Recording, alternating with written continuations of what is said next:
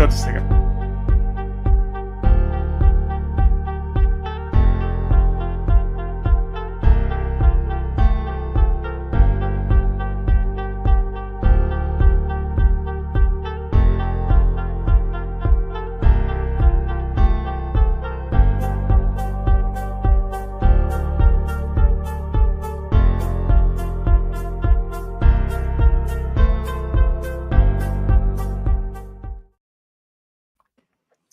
Hello. How's it going, How's it sir? going? How are you? Great. Thank you for having me. In short notice, I asked a few content creators in the space, hey, I got this new protocol. I'm very excited about it. And, it's about sharing with people to see if, the idea is sticky. And, I'm still running like 2 audits. So there's still some times for, adjustment, modification at the margin. So it's a good time for getting feedback, getting people excited, and be ready for launch. So, thank you for taking the time. And I know that you have questions, so it's gonna be exciting. Yeah, it's going to be good. I mean, for a lot of people that don't know, we spoke back in January time in person Yes. about this. And I remember you were thinking about doing a project on Ethereum for a long period of time. Let me just make it very clear as well. Like I think a lot of people get the wrong idea when they see anyone in the old hex community. Like the evolution of the hexagons has been like, okay, it was hex only. Then it was like, oh, we'll accept Hedron and Icosa, but anything else is like, it's really bad. And then after that, we had Pulse Chain, and everyone starts creating all these different projects, meme coins, all this shit. And then it's like, well, what do we accept? Like where are we going? What's happening? And I personally have been multi-chain as well, even though I've done stuff, on Pulse Chain. But I made some money from ETH originally, and then I came into Hex, and then I made money from like Solana most recently as well. I've been playing around on that. So to be clear, I think the project from when we talked in person was like we're going to go on ETH because most of the liquidity, most of the money is there at this stage. Yeah. I mean, that's maybe for the existing like audience and community. Obviously, there's some PTSD with the gas fees during the bull market, and I think some of it has to do. I don't want to, tackle Hex specifically, but at the time when it came out, the design of the end staking function was not what it could have been. There's a lot of protocols that do staking and staking for the long term, and they don't have this issue. So that was maybe one of the largest. I read, the 3,000 lines of code back in 2019 for X. Everything is brilliant, like really, really well thought out. A lot of energy. I think more than 1,000 lines of codes went into inviting Bitcoiners to do signatures and being rewarded with during the first year with some X in exchange. That was really, really, really smart just to try to bring people in. And I had some discussion with Richard, and he said like, yeah, I'm sure a bunch of people will come over, but the amount of time they spent doing that, and the amount of people actually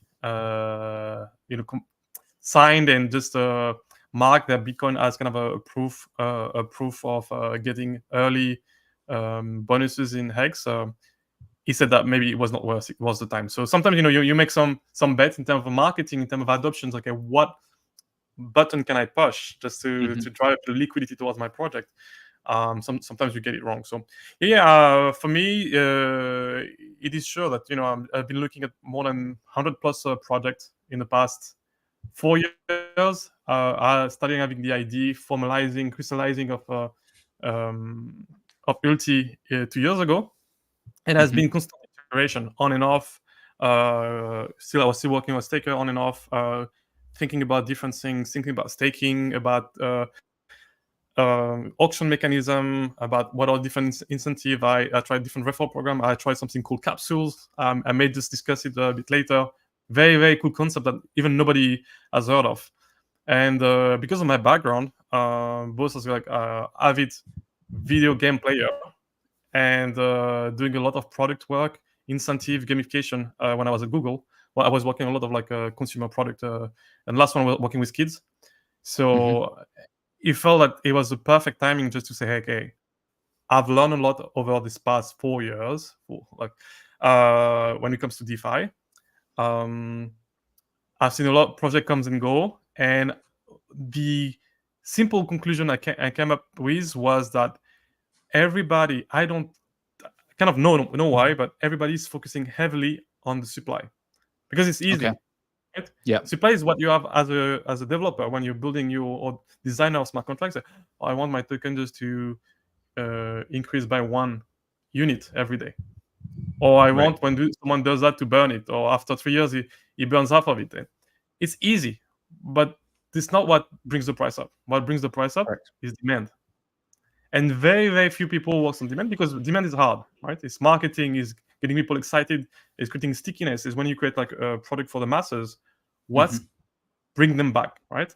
And some of the tricks that you can do for inviting people to come in is play with supply, right? I'm creating a bit of inflation to do that, but I think it's not enough. And the creative space when you design a product, a smart contract, something decentralized, is so wide. You're just limited by your creativity, really. So when I design ULTI, I said, okay, what can I do to create something very simple at the conceptual level, but then yet exciting and adding a couple of nuances? So if I had to, if you guys in the audience don't know what ULTI is, which is about to launch in 3 weeks, it's a simple reflection token. The most simple you can ever see is like you're dropping some ether into a common pool called the pump pool, and that economic energy is split into 97% into buying back the token and 3% into providing automatically a liquidity that scales with the incoming deposits, right? So Yeah. there's no admin key. It's immutable. The idea is like you drop some economic energy there, and slowly it's buying back the token. I like to say that I created a very, very powerful virtual DCA, right? It's like with everybody that just deposited the money, everybody's waiting for some value to come back. The question now becomes, why would anyone want to put their ether into that project in the first place? And this is where I think the innovation comes, is like the demand part of things, right? So in terms of supply management, I haven't innovated that much. It's like, okay, a bit of reflection, a bit of a buyback and burn, the liquidity fees itself owned by the contract, create a bit of deflationary pressure on the entire ecosystem. But the exciting piece is the demand piece, right? So there's a combination of three major bonuses. The referral bonuses, there's a lifetime bonus. It has a lot of like little mini features inside it. Very cool. The top contributor bonus is the one I'm the most excited about. Because it creates for people, like in the space doing a lot of content creation and statistics and data, and it creates a daily and monthly attention on who's gonna get that top 33 spot and who's gonna be out over the cycle, right? So very, very exciting to stream a lot of data and see who was about to make like an extra 20K on that position, and they lose it like in the last 7 days, right? So Right. that's the second one. And the third, it's something for the little guys. There's been early feedback from maybe 3-4 weeks ago. People that have been reviewing early the project was, what can we do for giving something for people that maybe have a bit less economic impact, but they are working hard towards accumulating more tokens. And so I created that Strike bonus. It's inspired from an app that I've been using a lot because I speak 6 languages, called Duolingo, where you have an incentive for you to every day speak at least 5 minutes, of the language you're learning. And so if you show up and come back every day, you start accumulating a strike. And so this concept here is even more powerful because the smart contract gives you economic incentive to come back and show up every cycle, every 33 days. Yeah. That's in a nutshell. Yeah, reflection token that gives you back value over time, and then a lot of speculative play around the demand side. Yeah, and I think for a lot of people who are looking in, the thing that I liked about it the most is probably it is the best buyback and burn I've seen from a protocol.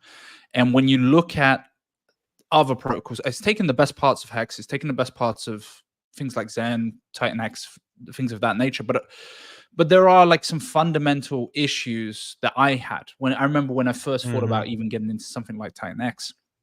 One of the issues I had was like the buy and burn function would change. So for those of you that don't know, it would have a reserve of ETH, which would buy up the token and burn Yes. it away. And it would change in terms of the rate at which it was buying and burning. So, for example, when the price was really going up quite high, there was more ETH going in, and it was happening on a shorter time basis. So it was happening 5 to 8 minutes. And then I remember it started slowing down, going to 15 minutes, then an hour, then a couple hours. And I'm like, hold on. And then the ETH that was in there was going less and less and less.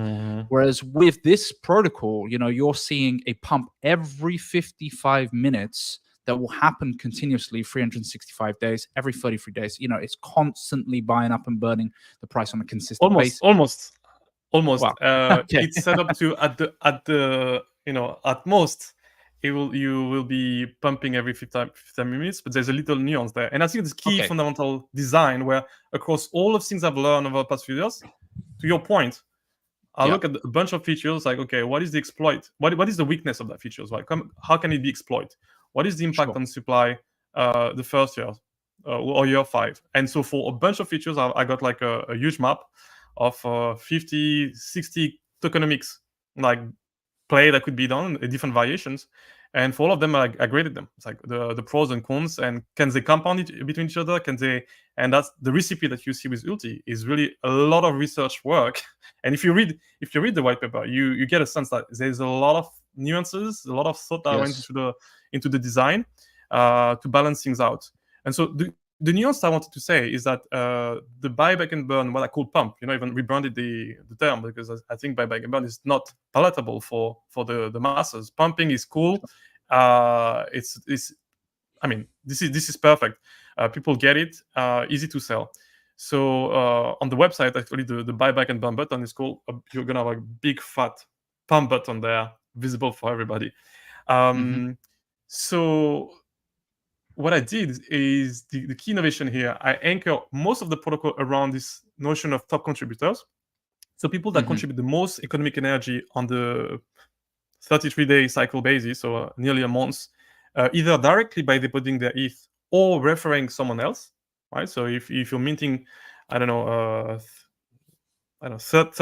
of the referral fees of the ULTI that someone minted for themselves, well, you start accumulating points towards kind of a ranking system within the cycle. And so the people that contributed the most directly, economic energy directly, or by referring to the protocol, at the philosophical level, it was clear to me that these people should be incentivized or rewarded above and beyond. If someone drops a 10,000 ETH, let's say in a month in your protocol, they should be rewarded. What do you get them? You need to drive liquidity towards your protocol. So what does the contract gives them for the impact? If someone is driving 10,000 people to drop 1 ETH each over the course of a year, that promotion and marketing work in all other tokens, you are rewarded by the price appreciation of the token. But the thing is, it's a bit unfair because you work for every other holders, right? The best example I can give is Michael Saylor. He's been promoting. It might be the best marketer of Bitcoin in the past 2-3 years, right? He bought quite late, right? Above 20K, and he's been shilling it nonstop. It became his life, right? I would say he's the new Satoshi. What Satoshi could have been. He's the one preaching. He's the highest priest in the Bitcoin space. But imagine the person that came into Bitcoin in 2012, 2015, that bought some Bitcoin 100 times lower than him. That person is benefiting from the work of Saylor. Right? And Saylor doesn't have an extra contribution just to go above and beyond promoting the protocol. And all tokens, they just dismiss that point. They're not meritocratic. If you're just a bystander in your corner, you may make as much as someone that have been very active promoting. And I was disgusted by that. It's like, if you put in more work with your own economic energy, or your word, your promotion, your influence, the level of conviction, your ability in marketing, designing, building on top of the protocol, you should be rewarded. So these are really cornerstone of the protocol. And so every cycle, we sum up direct contribution and referrals contribution, into a ranking, the top 33 get a couple of privileges. First, they get a huge bonus. If the number of depositor is large, they get a fair amount of the big bonus on top of what they put. The second advantage they have is they are the only one, just to refer back to the example of Titanic you gave, they are the only one to be able to, they're allowed to pump during the cycle. Why the concept, the logic behind it was fairly simple to me. It's like, well, if I got these 33 accounts that have the most commitment in terms of brand reputation because they refer a lot, or economic energy at risk, wouldn't it be fair or meritocratic if they had the advantage to say, well, I contributed to, I don't know, 1%, 5% of the entire pump pool. I should have more to say how to use it than someone that just put it the one is, right? So I think it clicks when you start thinking about this way. Say, wow, if I put more in, I get to the top and I got economic control over the pump pool. But then I told myself, like, yeah, but this is, I hate royalty systems, right? If you don't contribute anymore at some point, you lose your status. And that's why I've got these cycles. Every 33 days, it's a competition that starts again. And now you need to think, okay, how much I put in within one cycle, or how much I spread, how many cycles, within the first year or the first 3 years, I can make it to the top. It's gonna the implication in terms of game theory there explodes because of competition cycle, and it's gonna be very fascinating to watch. I can't wait to show everybody this statistical dashboard I have, like how people lose position, what they could have gotten and what they lost. Because when you're top 33, you can pump. Yes. And let's say you're very, very active and you get actually a little bonus for being the top pumpers, right? Competition within the competition. If you, let's say, pump 100 times within a cycle, within 33 days, and you were rank 32 in the list, and you don't sustain your status, your dashboard will display, well, you get the TC top contributor bonus. Maybe if you drop in, I don't know, 100K, you may make the plus 10K in top contributor bonus, plus an extra like 5K on top of it.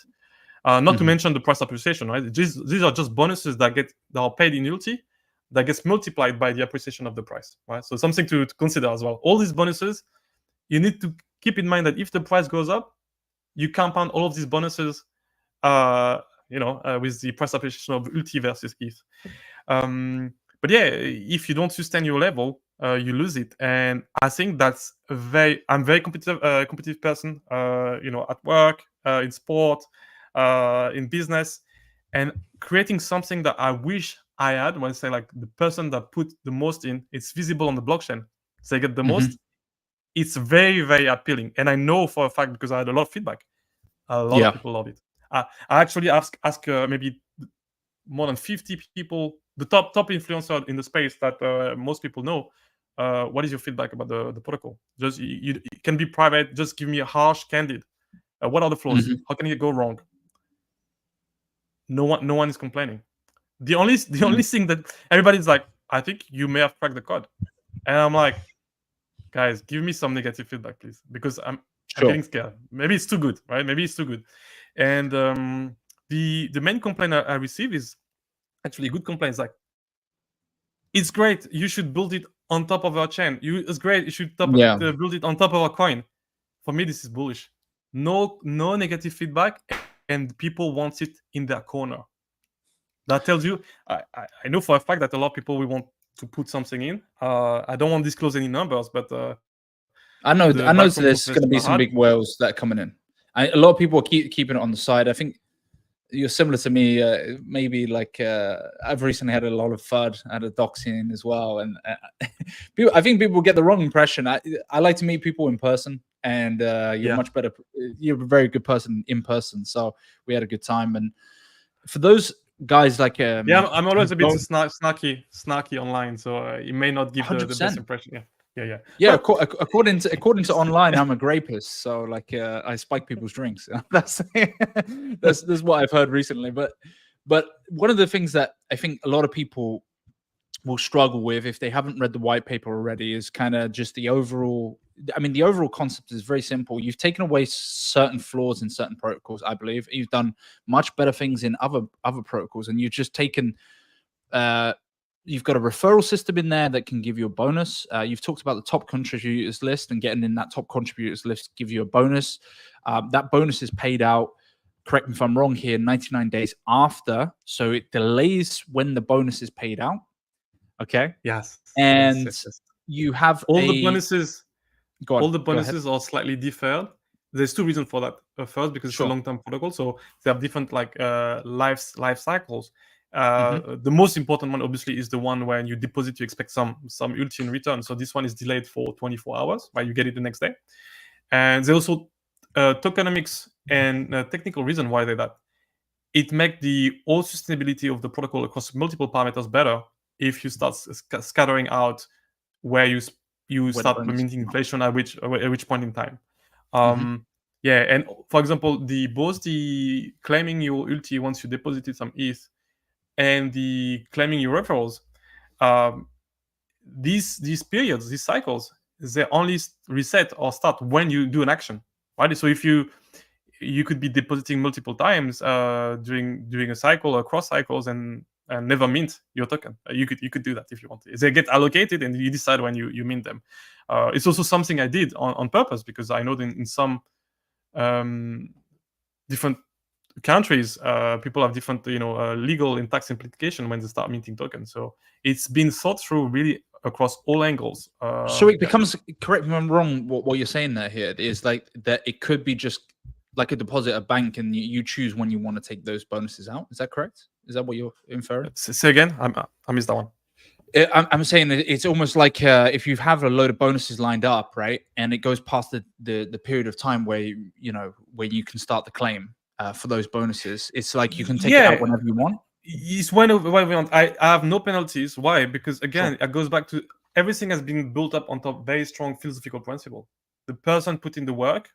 Hey, they want to claim now, they want to claim later. This is a prerogative, right? In a sense, like whether the contract means them to your wallet now or keep the accounting of it in the smart contract, it doesn't really matter, right? So to me, I didn't care, and so yeah, you'll be able to claim and have all these tokens with delayed inflation. Strike bonus also it's delayed obviously because you need to work for multiple months for it, and I designed it in a way that you got this kind of like 3 months buffer where you not start collecting actually the bonuses for it. It builds up, but you don't collect it. Why? Because I want to make it hard to create and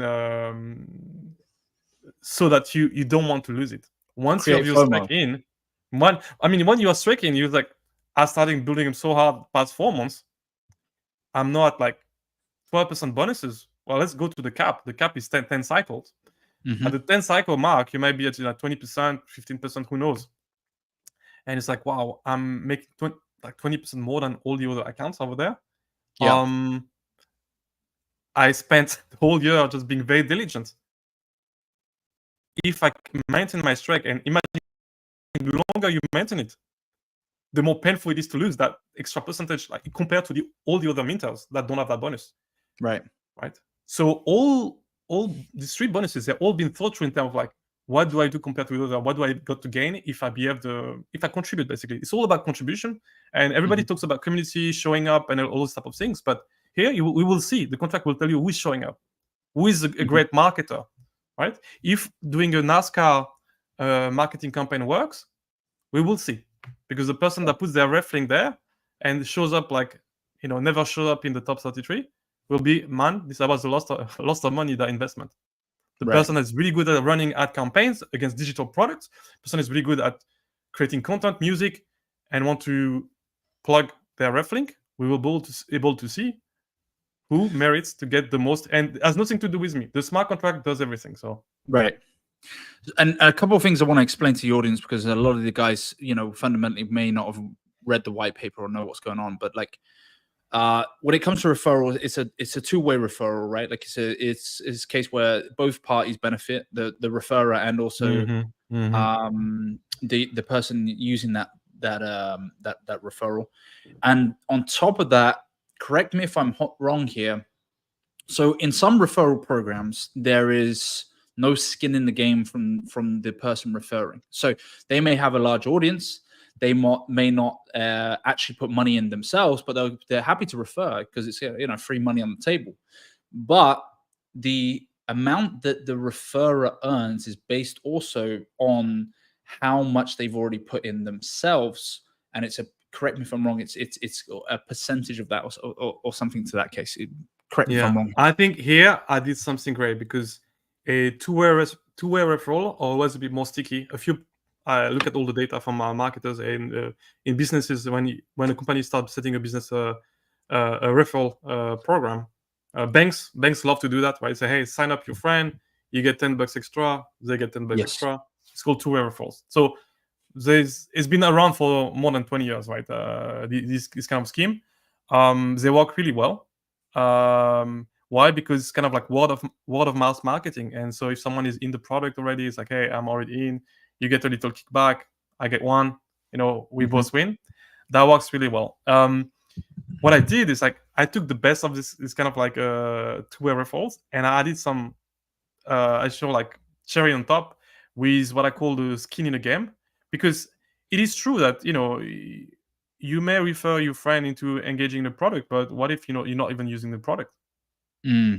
I don't like this kind of like, for me, truth is really important, whether it's truth on chain, what you say, what you commit to.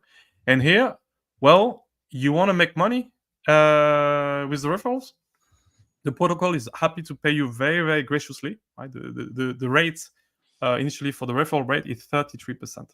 This is huge. So if someone, just to give you an example, if someone puts 10K of their money or whatever 10K or whatever into the contract, you make out of that 10K in ULTI 3.3K.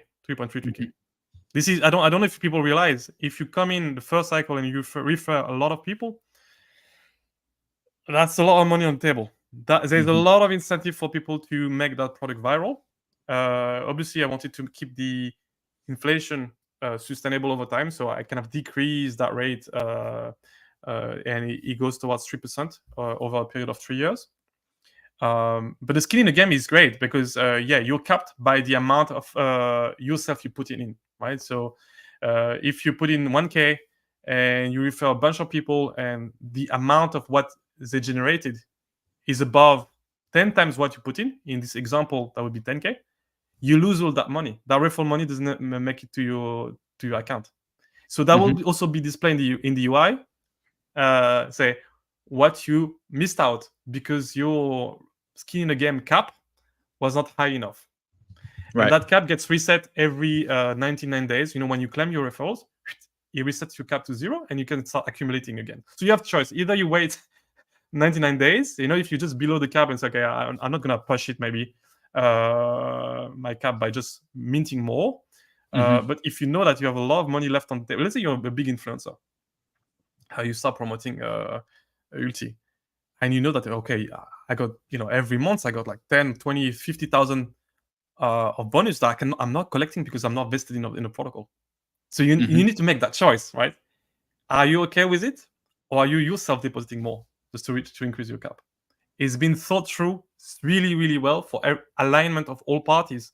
The goal is for everybody to put their ETH into that pump pool. It's a vortex. The idea is I designed it for being a vortex, absorb over the years more and more of the ETH.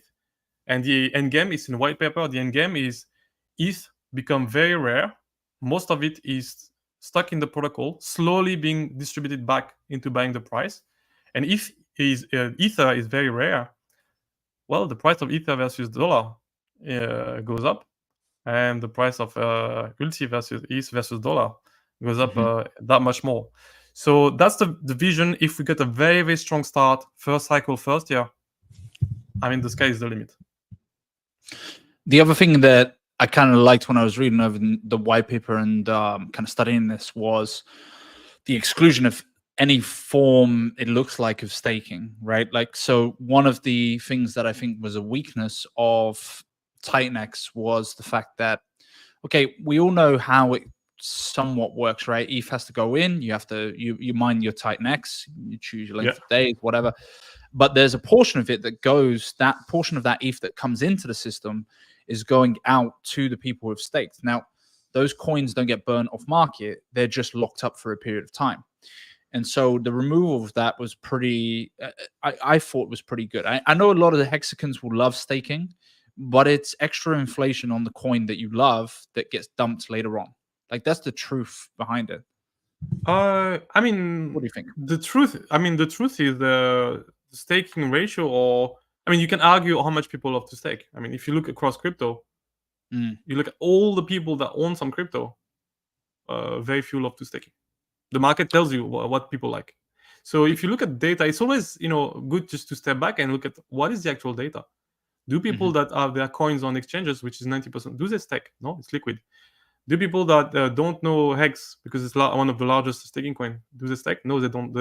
They trade on meme coins. Everything is liquid. The market is telling you what people want, and staking is not what they want, right? With the incentive, with the yield, it's a great idea. It works at the margin, but this is not the primary goal. So what I did to rethink about the idea of staking is what I call virtual staking. That pump pool is slowly buying up the price. So you kind of like need to wait a bit for your economic energy to come back to you.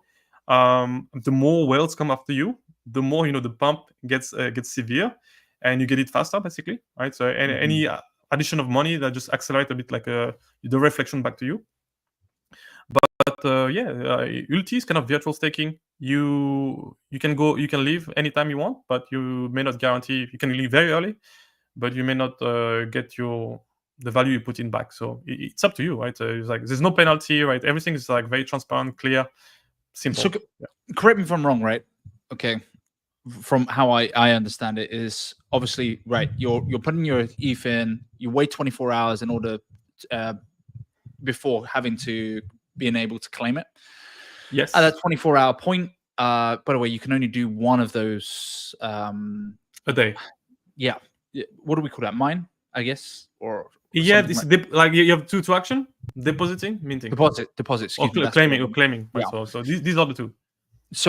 So you have that, and then when you go to claim, you can do a double transaction in one, right? You claim your ULTI tokens, and you can start again and do it again in. If you deposit on top of previous deposit, it will auto claim for you. Optionally, right? You can decide as a user. You can decide if I want to auto claim or not. For the reason I mentioned earlier, if you don't want to mint token for legal, depending where you live, for legal or tax reasons, right? They will just be accounted in a contract, and you decide at whatever point you want to do the effective claim. So you can have a little toggle optional when you do the second deposit. Say, are you claiming at the same at that time or not? But yeah, it's one deposit a day, which is again intentional to force you to decide because the cycle is 33 days, and it gets harder towards the end of the cycle to get into the top contributor cycle.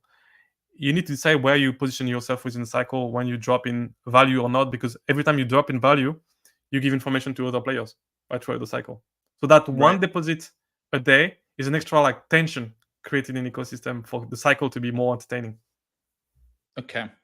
Yeah, that was one of the things that I think me and Silver chopped it up, was like a lot of people are going to get certain wallets very public, when it comes to the protocol.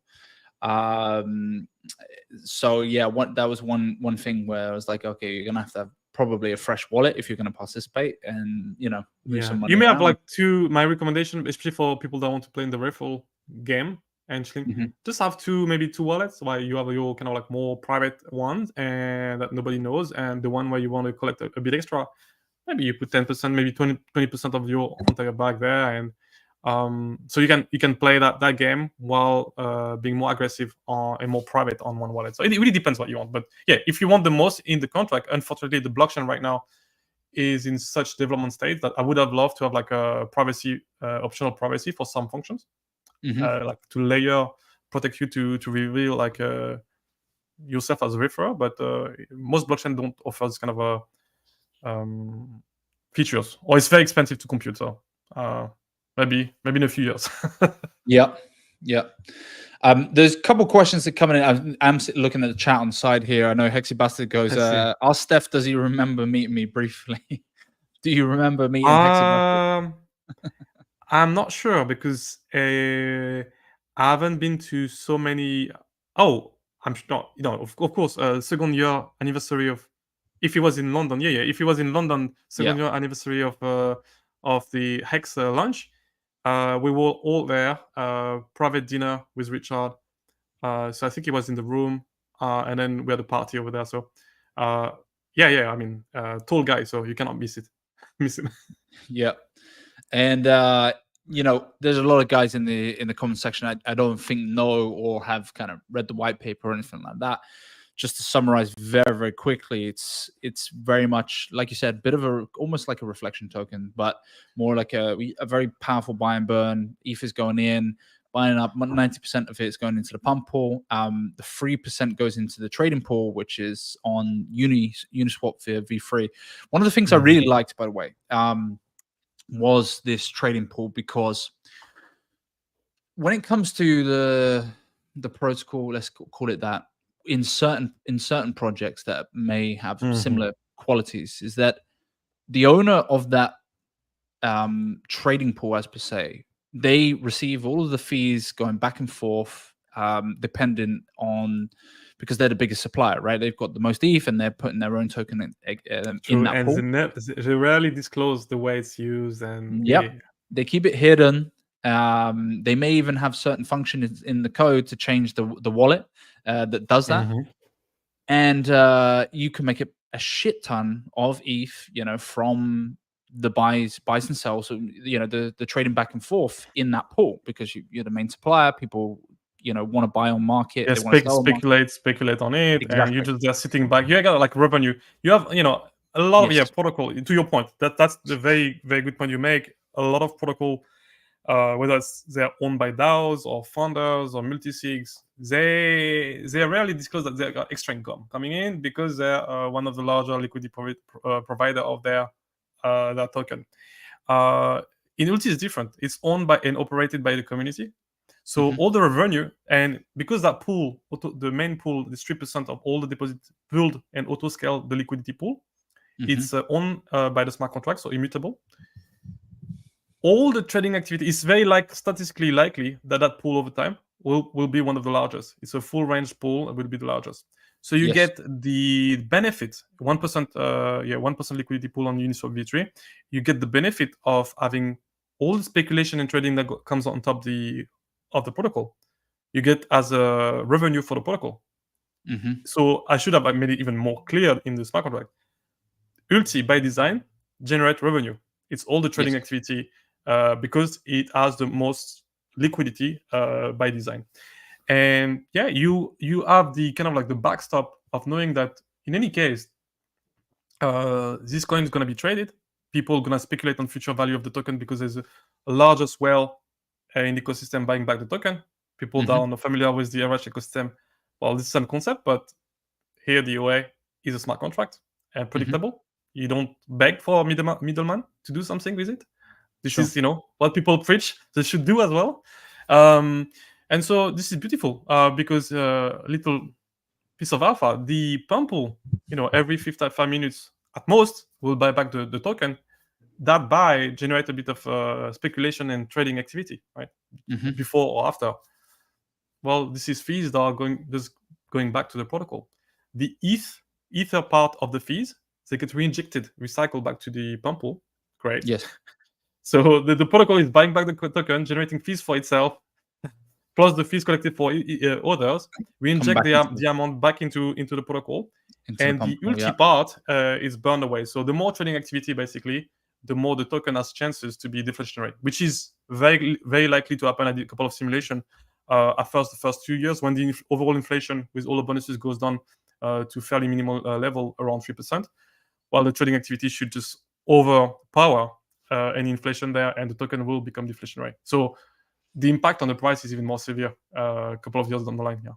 Yes, so it's basically, so for those people the best example I can give is like I hate to mention their names, but the Tang gang used to do these 2% pools on Pulse Chain, right? And they had these V3 pools, right? And they would do these kind of tight ranges. And what they would do is, like, when there's like trading activity, they're earning loads and loads of Pulse, the native gas token, and then they would kind of repump they would re-inject it into the system to move the price Some up, of the because they were revenue. getting it from the fees, and so because they're having so much volume, and this is kind of doing something extremely similar, where I mean, the ETH from those fees goes back in to buy and burn, and then the ULTI that's received from those fees gets burnt away. I was actually inspired by Binance more than thinking. Like I kind of a real business. So there's some trading activity and speculation on Binance, right? And they're one of the largest centralized crypto business. But yes, they reinject. They made a promise to their community that they will be buying back their token, the BNB token, since I think 2018, on the quarterly basis, based on the operating revenue of the company. So that's been happening. And if you look at the price of the BNB token, it's been overperforming most token in bear markets. Yes, because they keep buying back regardless of conditions. In ULTI, so I think that's the best example, right? Obviously, yes, the trading activity, I cannot know for sure. If it's very successful, the level of speculation on ULTI will be such that revenue could be very significant and increasing the deflationary pressure. But we're not. It's not a centralized business like Binance, where you have easy onboarding and flashy things, and you invite people to be liquidated with margin trading, and they use that revenue actually to buy back the token. That's not like that. We don't do that. We don't do that with ULTI. I mean, the protocol doesn't do that. It's more straightforward. But this is the best example I can give to people. Say, hey, the protocol natively generates some revenue. You rarely hear that the protocol itself generate revenue. Again, I look at everything that is done decentralized or centralized fashion and say, what can I get the best ideas, and can we make it decentralized? And I incorporate it into ULTI. Okay. And I see a couple of comments saying, yeah, this is a market directly to the ETH crowd. Yeah, it is, guys. Like I think a lot of people, because they've come from Hex or come from, Pulse Chain or whatever it is, right? Like there is an intermingle with that. But the one of the things I would praise, especially the Titan X crowd, is that they were able. Can you actually double down on that point? What is the concern or criticism there? Because I hear a lot of people say, no. I mean, maybe in the comments or online, say, if it's not on Pulse Chain, it's not good. Actually, you look at a lot of highly performing coins. Yeah. Throughout the space, they might be on Solana, they might be on ETH. I mean, you need to be broadening your horizon, saying, hey, there's a lot of activity and innovation happening across the space, and Pulse Chain might be good in certain use cases. But as we mentioned in the beginning of the flow, if you look at where the most liquidity is being parked right now in the EVM world, this is Ethereum, right? You have all bridges, direct bridges. If someone normally comes in, we are about to really kick off a very intense bull cycle. They're gonna go to Coinbase, they're gonna go to Kraken, they're gonna go to Gemini, they're gonna go to Binance. And on this platform, you can buy Ether. You cannot buy any of the Pulse Chain RH token. They're not there. So it's a huge amount of friction for adoption. But when I say huge, it's like they don't even know the token exists. Yeah. And the other issue I think that a lot of people just don't take into account is like, well, Richard, well, we don't know if it's Richard, right? Whoever owns or uses the sacrifice funds, right, decided to purchase a lot of ETH, and there's a reason why they purchased a lot of ETH, and can be used, may be used later on. We don't know. This is just speculation. But they parked a lot of money on Ethereum. There was a reason why that is, and so. Yeah, this is ironic. Actually, this is ironic that the main largest entity in the Pulse Chain ecosystem believe more in ETH than anything else, than their own token. That's a fact, guys. At some point, you need to look at the data and say, well, someone that is very smart with a lot of money think that ETH has value.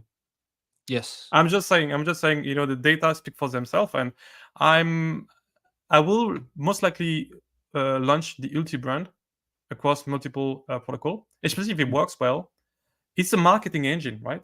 So if it works really well for Ether, with people that have maybe a bit more economic energy to deploy, and they're less sensitive to gas fees, which I optimize all the function, by the way. It's very, very efficient. So you should not be paying more than maybe the cost of a swap in general. So Yeah, it's not the cost of an end stack. That doesn't exist. Things are fairly efficient. But yeah, if it works really well on the Ethereum network, there's a bunch of EVM network I want that brand to go to, right? Because you need to go where people are. And if it's really expensive for people to go on ETH because $10, $50 gas fees for a transaction is not acceptable, which for many people won't be. There's no reason why that technology, that concept, that brand cannot be ported elsewhere. Which form does it take? Do we have just one token, and that economic energy is bridged to a new sister contract over there? Well, there's a lot of theory of how do you make it really well that you don't create so much inflation having different tokens on all blockchain. So if I do that, if I launch ULTI in other chain, it will be done like the current contract is very well done, so that the economic value that is currently on the Ethereum side will be ported directly, reflected over all the other sister chain where I deploy most likely maybe a slightly modified version of the contract. And I did notice that was kind of a weakness with something like Zen, for example. They just kind of ended up going on pretty much every chain and just going like crazy and kind of diluted the.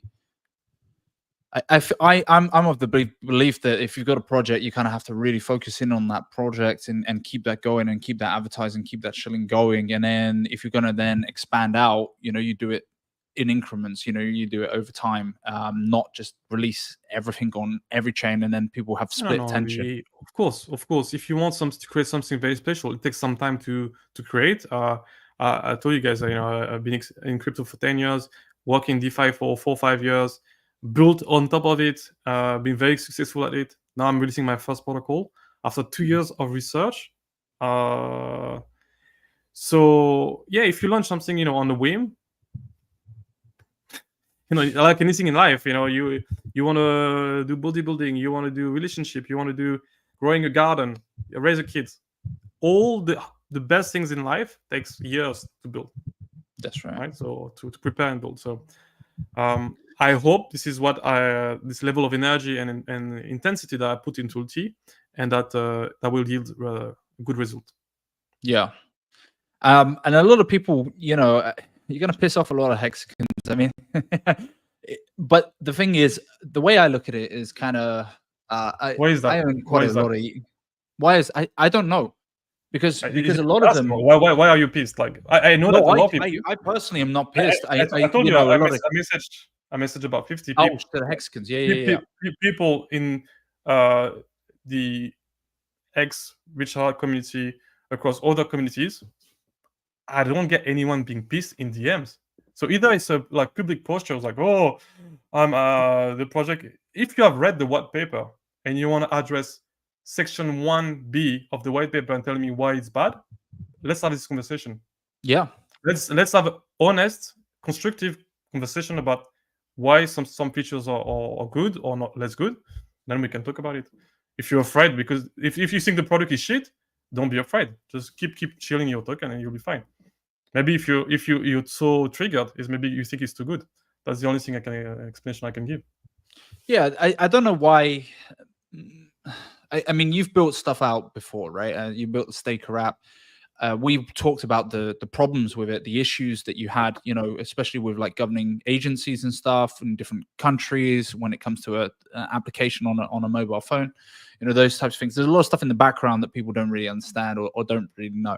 And I think people do just hate, especially when you've taken profits. There's almost a hatred towards anyone that does take profits, especially on a coin that's done 10,000x. It's like when else would you? But why? I think it's retarded. I personally think it's retarded. The goal of crypto is not to lose money. So if you're in profit, you're entitled to take your profit. Everybody's encouraged to buy low, sell high. I've only been pushing that. The game. So if you're a bystander, not understanding how investment works, you cannot project your weaknesses onto other people. Of course, it's an opportunity for you to learn that, okay, maybe next cycle I'll do a bit better and regulate my emotions, and when I'm a bit in profit, I take some on the table. Yeah.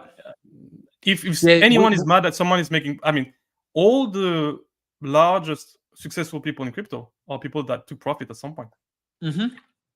Yep, they took profit, and the thing is, that is the game. It's like, I think a lot of people were pissed because they had these amazing stakes. They got in early. They had these like incredible, lifetime bonuses. It was like a waterfall or a constant income that was coming in, and they treated it more like an income rather than like a speculative asset. And so you heard a lot of people saying, "Oh, my retirement's kind of locked in and it's coming out every month for the next, 10 different years." I'm not trying to hate on Hex, by the way, because I was one of the guys who was probably exit liquidity in 21. But it kind of is like, it can be quite frustrating if you're on the opposite end of it. You're even not the early to the party. You got to find other ways to make money. I've made money from meme coins. I made But money this is a from reflection. This is a reflection on your Yeah. own inability to understand what to invest in. If you put your money Right. somewhere and you're pissed because someone else is better at reading the market. I've been publishing the entire year hundreds of trades, and you can look Yes. back all the receivers there. How many times I'm right? So if you have someone that is running faster than you can either train harder. It won't do any good to you just to whine like a little baby because you're not running fast enough. Just train Right. harder, or just don't play the game. Just don't. If you enter a competitive like industry, and you're complaining that it's not working out for yourself. I mean, if things are transparent enough, Mm-hmm. that's it. I'm not quite sure. I hear a lot of people. Oh, I may be controversial for XYZ, but I never hear one-on-one when I'm in front of someone saying, "What are you pointing at? What is the issue? Yeah. Let's address it." Yeah. That's the thing. That's the thing. It's always online. It's always kind of someone behind a PFP, and it's always like that. It's the same with criticism I get a lot of time. Like, we gave out so much money in in yield farming, and then I had someone today like comment some piece of shit, some fucking comment like, "Oh, this governing body is going to get you. We're reporting you for what? Like what?" I Anyway, it is what it is. I mean, people are always going to be like that. And just to finish on my specific case, I Mhm. poured hundreds of thousands of my own money, Yes. tens of thousands over the last 4 years, tens of thousands of years of building a business, hiring up to 7 people, managing support, having headache about having a team across the globe, barely being paid for my work. Mhm. Did I take 10 million, 50 million in raising an ICO, a sacrifice? Did I take 1 billion or 2 billions? No. Mm. I'm launching my Mm. token there, and I'm doing a reverse ICO, meaning I'm dropping the money that I earn just trading with my own hard work and skills into the community because I believe it so much in a project.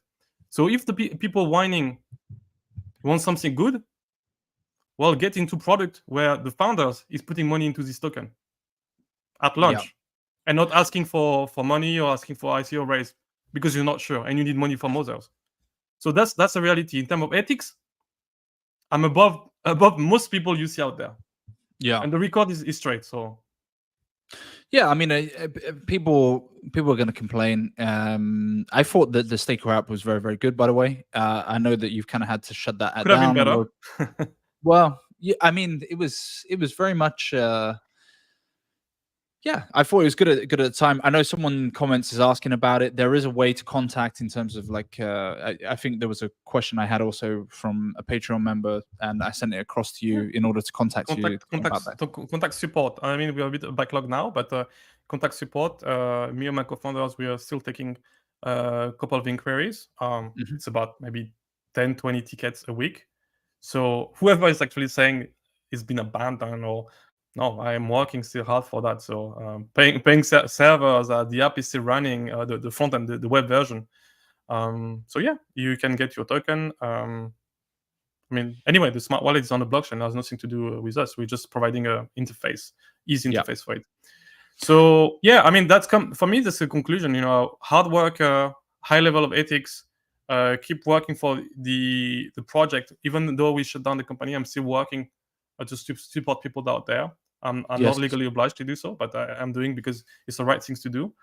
And yeah, I think it's time. I've seen hundreds of projects in DeFi and crypto, and I wanted to create something what I believe better, a product for myself. If I mentioned that a few months ago, if I thought the space was crowded with beautiful protocol, nicely crafted, with a lot of engagement, demand, where there's no admin key, there's no Mhm. ICO, the code speaks for itself. I said, why would I spend my time just building something that exists? It does not exist. Yes. Everybody wants control. They want control Mhm. over your money. They ask for, you're begging for your money, and then you beg them for it to be applied back to the ecosystem. Or they have Mhm. admin keys. They have control over certain knobs of the ecosystem. So I'm Mhm. sorry, if you read the white paper, look at the way I speak online, the what I share, all the Yes. record, the track record is there. If you hear about me through someone else, you go to the source, man. We in crypto. You Well, go to the source. You go to the blockchain. You do the research yourself. You don't have hearsay about someone.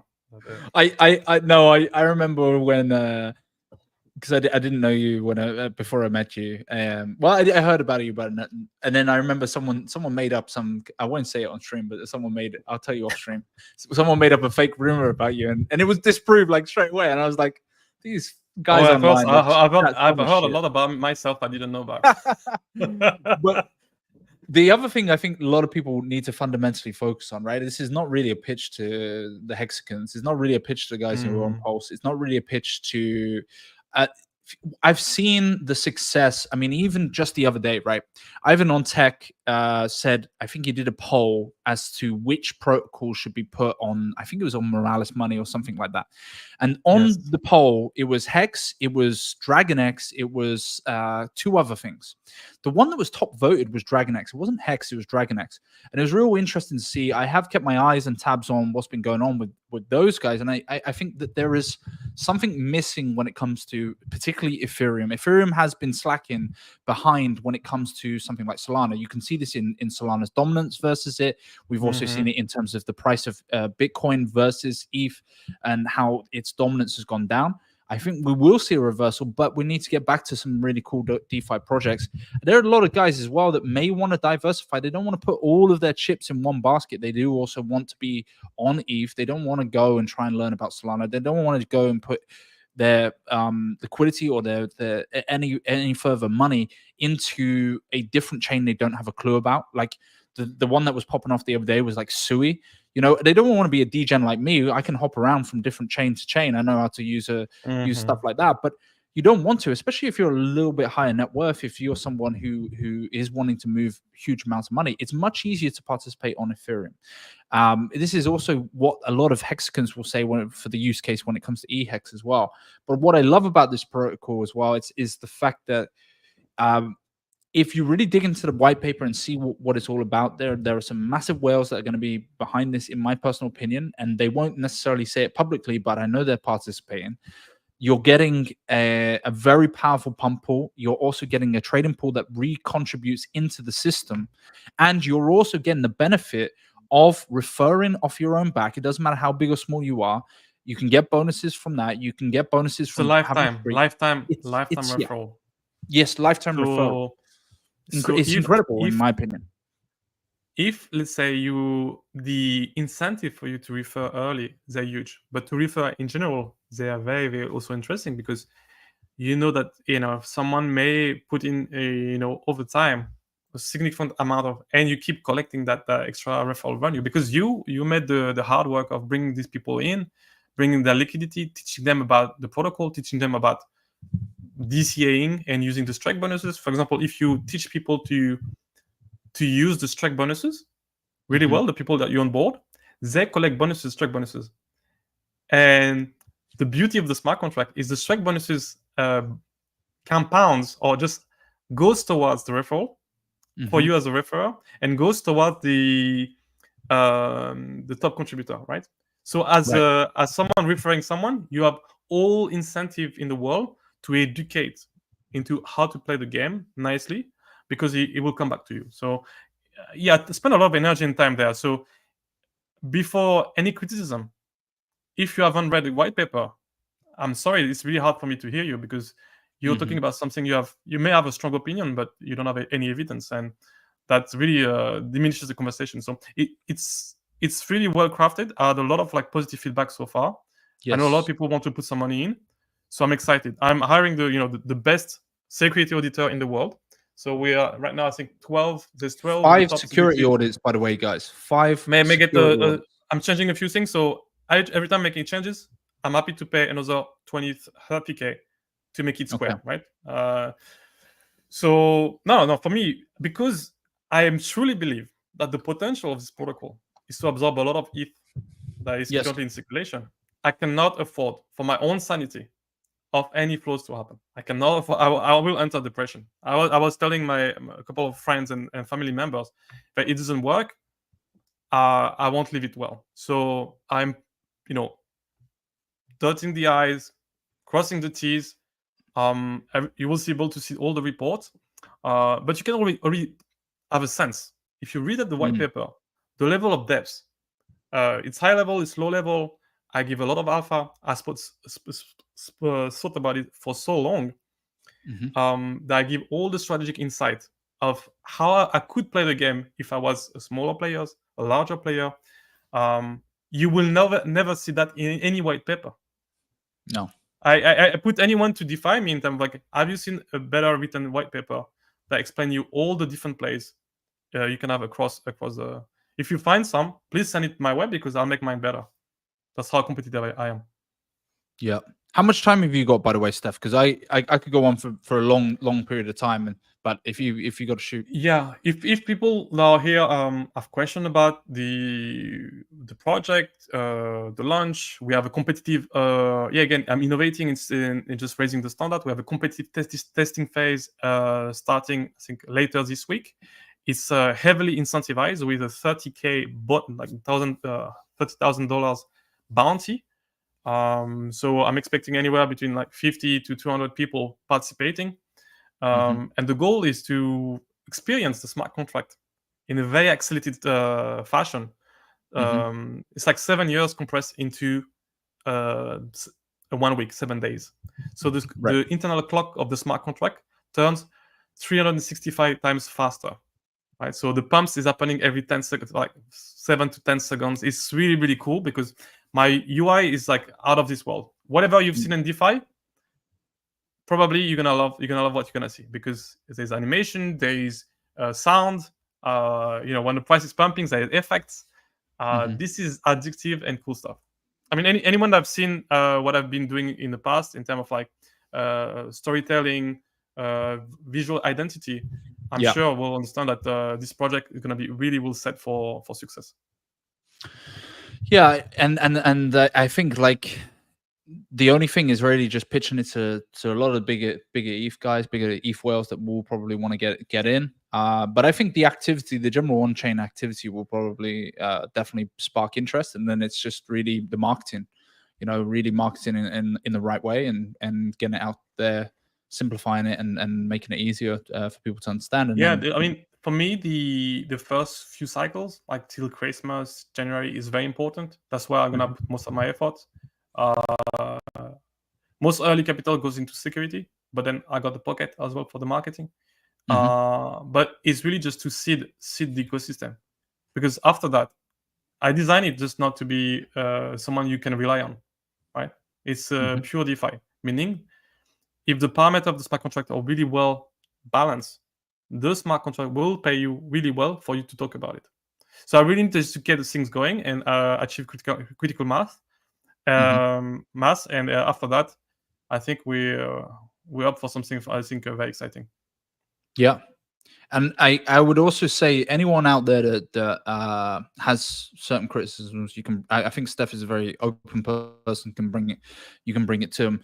But the other thing as well is that I didn't really like some guys who went and did their own project and whatever. Okay, I personally when I first started, right, and then I made money from their protocols, and you may not like the individual, but I'm telling you right now, you can make significant money from protocols of people that you may or may not like. Like I don't like the Solana degens. I still made significant money from there. and that kind of space. So don't allow your pride it's to get almost, in the way of something of opportunity. yeah, this is mismanagement of your personal emotions. This is almost kind of a childish behavior. Like you may we but this is a bit crypto, you have people who are tribal, but I wish we were moving past these things, and the ideas themselves, the code, the project should speak on their own merits. And often I they would are not. Why? I'm gonna tell you why. Because go on. they are not pure DeFi. Because they rely on their founders, they rely on someone to manage something, some keys. If we were really into embracing the power of crypto and the philosophy of crypto, where Mhm. you put the work, you get something out of it, right? It's kind of a decentralized platform with, you can even say communities, like just different participants that want to Mhm. engage, right? Some people, I think the other day said, okay, one of, I think the one extended to me a very endearing message. Say, oh, you did a lot of work for the community. Thank you for everything. I hope the best for ULTI. And she says, can you just share why you left the the X community? It's like, who said I left? Who said I joined? Mm. Where's the form said I joined? I most likely have more hacks than most people that talk about me. Yeah. So Yeah. who has No, left? you I You know nothing about me, I think and you just make assumptions. yeah. So people, it's really funny because the framing, it's all about framing, projecting your own fear, because you vested all your brain capital, all your energy. You kind of Mhm. X this, X that. You tattoo yourself, and now you need to. It's like you're trapped, right? I'm free. I'm a free person. I'm invested in multiple Yeah. projects, more than you will ever hear about, and I'm free. So it's up to you to decide. Yeah. Look at the project. I mean, so this is a personal advice for people. Financial advice. This is financial advice. Don't be emotionally married to your bags. These are That's right. tools. These are tools to make money, Mhm. to make free, more time for yourself, to more time for your family. If you're That's emotionally right. married to your bags, you may suffer heavy losses, Mm. right? Yeah. Yeah. So be Yeah, careful. no, Be I careful. completely agree with that. A lot of people do that, and a lot of people get stuck in and they round trip and they never make money from what they're buying, and it's more because, like you said, they're married to their bags.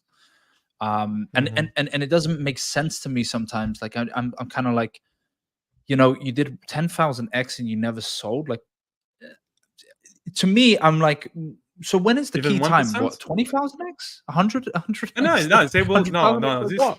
No. Yeah, it's If crazy to you me. emotionally married to your bag, you die with it. Never sold. Never took profit. This Hmm. is what it means to be Yeah, emotionally married. You will, it will never be enough, or every time it's going to be a euphoric moment at the peak of the bull. Yeah. So in any case, I mean, people do whatever they want with the money. We're all grown men or women, and mm, yeah, don't be childish. Like if let people do whatever they want with their money. I'm just here to present very cool ideas that don't exist in the crypto space, I believe, that's and from right. the feedback I've received, it seems to be the case. You don't want to participate? Don't participate. You Yeah, think so I say to you think the white paper is a bad idea? Point me to the bad mm, idea. Happy to engage with a very honest and constructive conservation. Oh, yeah, you just pointed out that's true. This is a weakness of the smart contract. I'm not gonna change it because X, Y, Z. This is a trade-off I'm willing to accept. no, no, no, That's the no, kind no. of conversation. And this is the That's the thing, kind of conversation I want to like have. people are going to be like this. They're going to be super critical whenever you try to do something, right? Like whenever you put yourself out there, whenever you project yourself out there, they want to hide in their mom's basement and they want to talk shit. Then that's on them, really, because they're fucking losers. But at the end of the day, I know the people that want to participate in this, that want to get involved with this, and I'm like, that makes me super freaking bullish. Just that alone. But also, I like the concept. If you read the white paper, if you go through it, you can, if you want, stick it in Chat GPT, go have a look, try and Yeah, criticize it or summarize whatever. it. I'm You yeah, summarize it. yeah, It's copy paste fantastic. it, In my personal opinion, put it's it into fantastic. a I think it's gonna be good. copy paste it, put it to AI, and just interrogate. It's like, hey, what are the good points of the protocol? What are the bad points? Did someone try this before? Is it innovative? Ask the AI just to you just copy paste it. It will take you 5 seconds. People don't even take that time, but they really come out strong with words, and Hmm. it tells me a lot. It's fear. It's just projecting their own insecurities and fears. So for me, it's Sure. cool.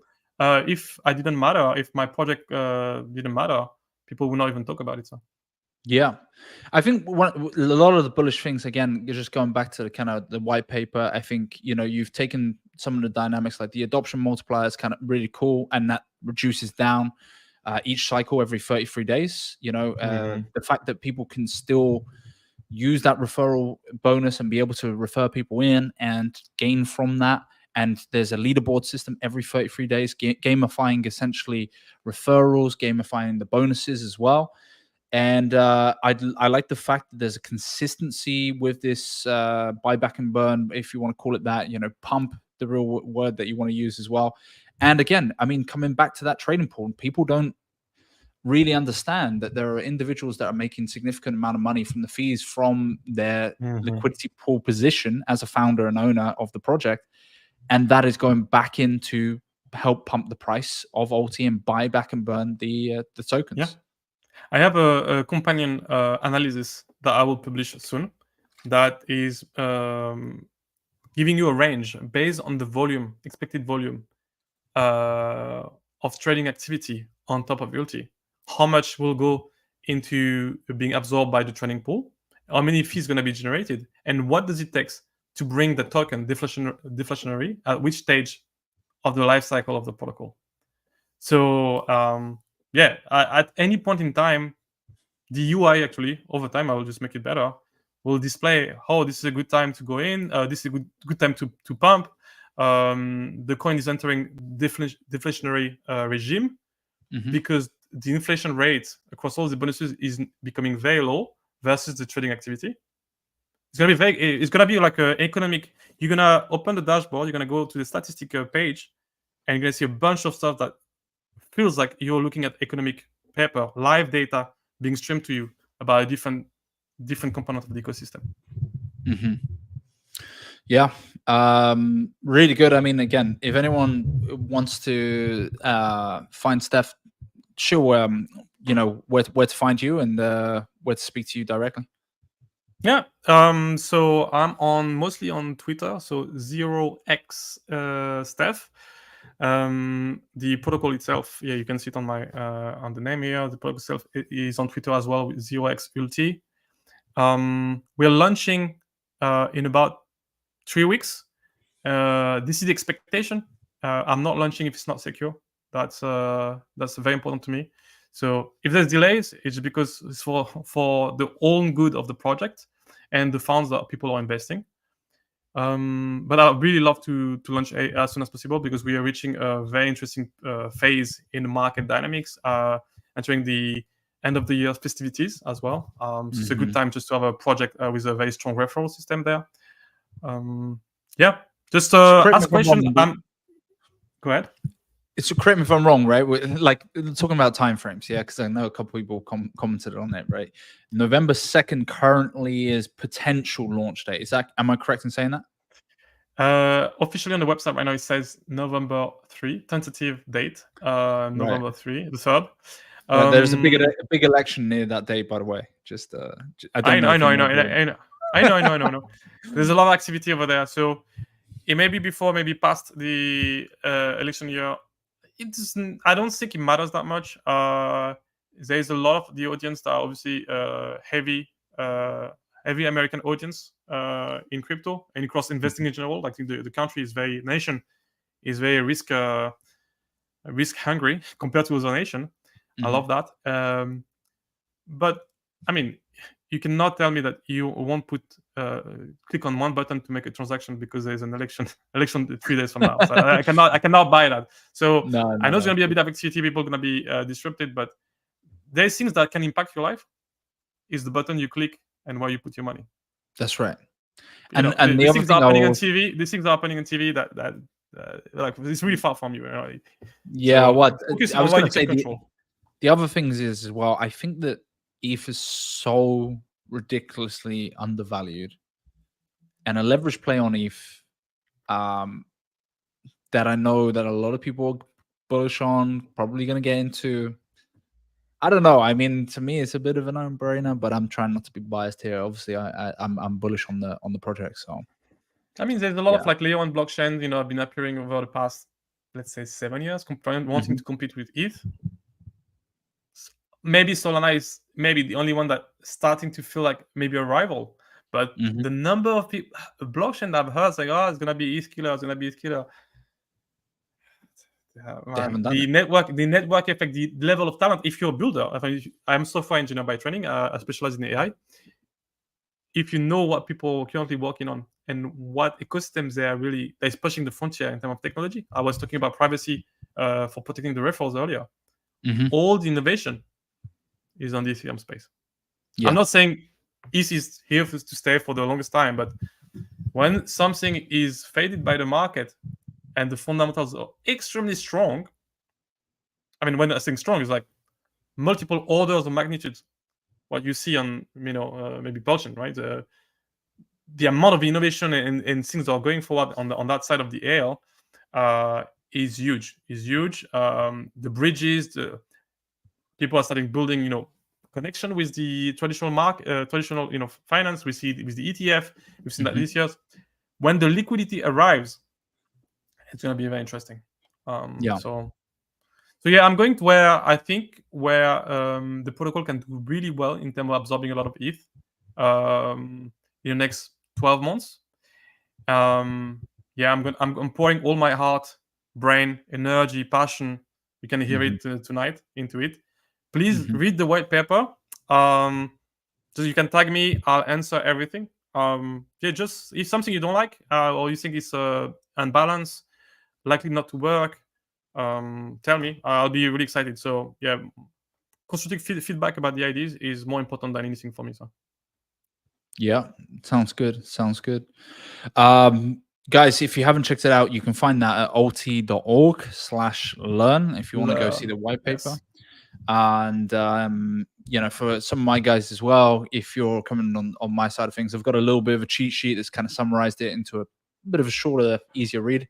But again, there are so many different there's so many different tactics and ways of probably earning from this protocol, right? Depending on whether you're a big whale, small whale, a small nano, whatever, there are different ways and there are different incentives for each type of participant. So I'm pretty bullish on it. I got a few guys that I'm already been talking behind the scenes. So yeah, you participate or don't. It's really up to you guys whether you do. But any final thoughts, Steph? It's been a pretty good stream. Yeah. No, that's we went back and forth throughout this interview, talking about the protocol, talking about my past in the crypto space, what I try to do, and yeah, building hard, continue building, trying to keep high integrity, never raise any money for the project, never beg for anything so far, and up until this project, not raising money, I'm pouring my own money into it.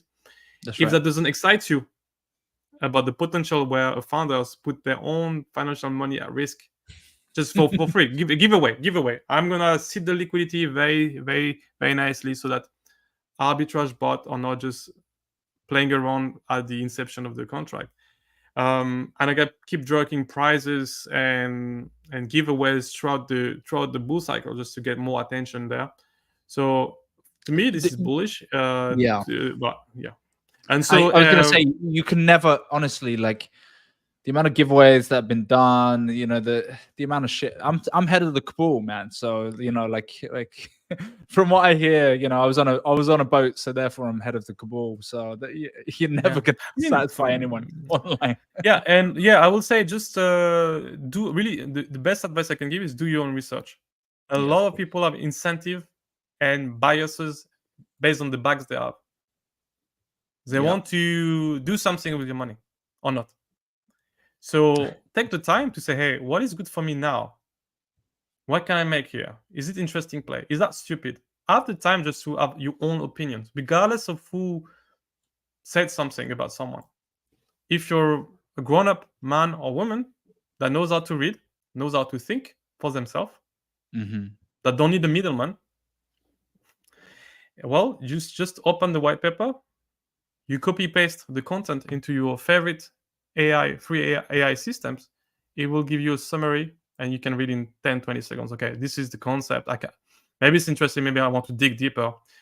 If not, yeah, feel free just to watch from the distance, right? It's gonna be exciting. The UI is gonna be very, very cool. It's a competition, a monthly competition, and I'll be streaming most likely every week to give a status update. Like 30 minutes, 1 hour, to give a status update on the top 33 and beyond. Right? Who got kicked out from the ladder?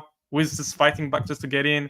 Who is making a lot of money in referrals? Right? What is the marketing revenue that the contract is showing back with the people promoting the project? Yeah. Not I don't want to dox people, but the addresses will be just highlighted. Say, hey, the address, the account made 20K, 30K in ULTI because they are top referrer of the protocol this month. Could be exciting for other, large influencer content creators.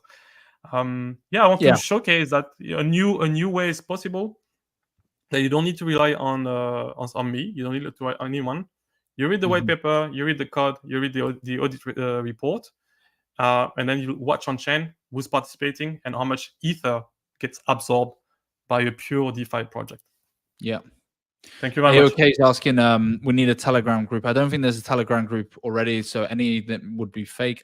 Only the Twitter right now, which is ulti.0x-ulti, which you can go to as well. There's the YouTube channel as well, at 0x-ulti as well. So, I think the first or second person, I think, in the past 2 weeks that asked me about Telegram, so that tells me that it's not that important. I'm most likely not for having a Telegram group. I like things to be debated in the open. There's a couple of reasons for that. Imagine you want to share something about... Anyway, like Telegram is kind of public. You just need to find the room, but it's public, but just you need to find the room. No, it's more... I see what you're saying. Like, they have these private conversations, talk shit, and, it can't be online. You can join the Telegram and copy the whole conversation and make it public. This is not private. This is public hidden. Public behind the curtain. Public hidden, yeah. My goal is to promote ULTI. So I want all the conversation, all the excitement to be out there. And the best place to do that is on crypto Twitter, X, where if someone comes up with a great idea, great memes, I want to be able to see that straight away. I want to be able to repost, retweet the great ideas, the great content out there. Not to have to scan a Telegram group where half of my community is being fleeced by some scammer over there. There's no visibility, right? So there may be one. So far, you guys will have to convince me if you really want a Telegram group. So far, there's none. I think most of the activity will be happening on X. Yeah, I think X YouTube is kind of fundamentally where most of crypto Twitter goes, and where the attention goes. So I agree with that. Yeah, I'm bullish on it, guys. I really do think if you knuckle down, like I said, go check it out. And I think it's going to be a very good. I think it's going to be a very good project, but it's up to you. It's an experiment. It's an experiment. Read before putting any money in. Read it, right? I don't want to say, hey, I didn't know, but there's very cool features. You can... Everything's outlined in the white paper. It tells you like what is more suggested or more likely to happen. So take the time. You got a few weeks, right? So I think within the next few weeks, there's a few people that have been reading out loud. I think Silver the Antidote have been reading out loud the entire smart contract. It slightly changed since it keeps evolving, but you get the gist of it. And make an opinion for yourself. So thank you very much, in MGC. I really appreciate that you took the time just to invite me on board, that you're supporting the project. It's an experiment, so don't put more than you're willing to lose. Yeah, well, I'll put more than I'm willing to lose. So, I mean, I'm nearly going all in on it, right? I'm putting my own money on the table. That's how much I believe in it. So it's a passion project. I want it to succeed. I will do 300% of ULTI for the next years that to come. It's immutable smart contract. I want it to win so hard. I love the brand. I love the meme, the memeability of the project. All of you here that are on stream, I'm sure you play a lot of video games, some Tekken, some MOBA, where you have ultimates that are being casted by your favorite characters, and so I think it's going to be very exciting. The branding and the marketability of the ULTI will resonate, I think, throughout the web very, very nicely. Awesome. It's man. not offensive. It's really palatable for the broader market. It was designed like that. I say I want millions of ultimately I want millions of users. What kind of brand wanna go out for? Which kind of target audience will just resonate with something that pumps? Yeah. Well, that's the thing. I mean, crypto is just about green candles. Like, let's Green keep it candles. as simple as that. It's built. It's It's all built about and that. designed for growth. Yeah. So, thank you again. Awesome, man. Appreciate it. Guys, if you haven't liked already, please like the stream. If you haven't subscribed already, go ahead. And also, as mentioned before, I think the links are also in my particular part of the stream. So you can find ULTI at ulti.org. Awesome. We can sign that off whenever you're ready to go, bro. I'm good. Thanks a lot. Awesome. Take care, guys. Thank you.